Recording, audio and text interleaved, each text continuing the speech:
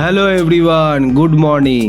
আজকে ছুটি থাকার জন্য সকাল সকাল চলে গেলাম বীরভূমে সবথেকে ঐতিহ্যবাহী মেলা পৌষ মেলাতে।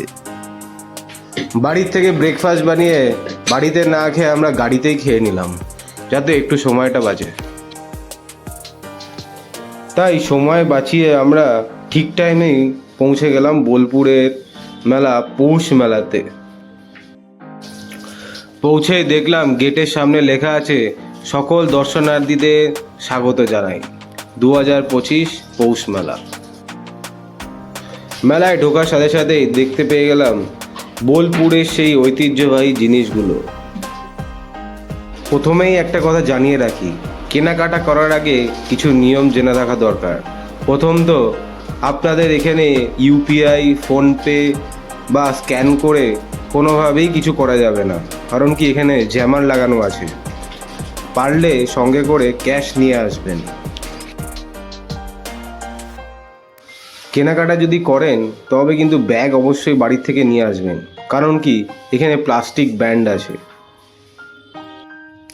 বোলপুর শান্তিনিকেতনের ঐতিহ্যবাহী ব্যাগ, জামা কাপড়, শাড়ি, ছবি, ফটো ফ্রেম এইগুলো আপনারা এখানে দেখে থাকতে পারেন এবং বাড়ির জন্য কিনে নিয়ে যেতে পারেন।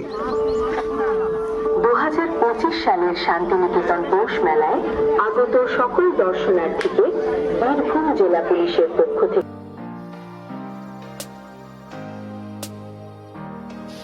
যে কোনো জিনিসের দাম যতই বলুক না কেন, বার্গেনিং করতে কিন্তু ভুলবেন না। তবে যদি আপনি সেই মূল্য দিয়ে আসেন তাহলে আপনি ঠকবেন অবশ্যই।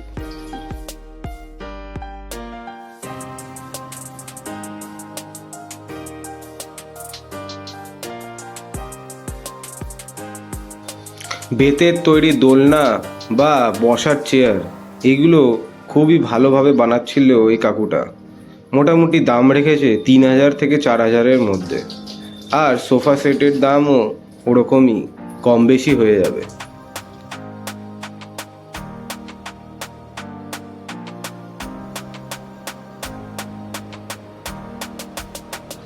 দাদা এই ব্যাগগুলো বিক্রি করছিল সব 150 থেকে 200-র মধ্যে। যা নেবেন 150 থেকে 200।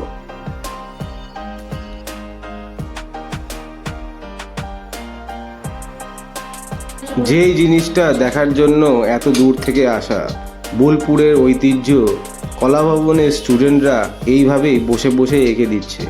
এখানে 50 টাকা বা 100 টাকার বিনিময়ে আপনারা স্কেচও করাতে পারেন। ওকে বন্ধুরা, আরেকটি ব্লগে দেখা হচ্ছে।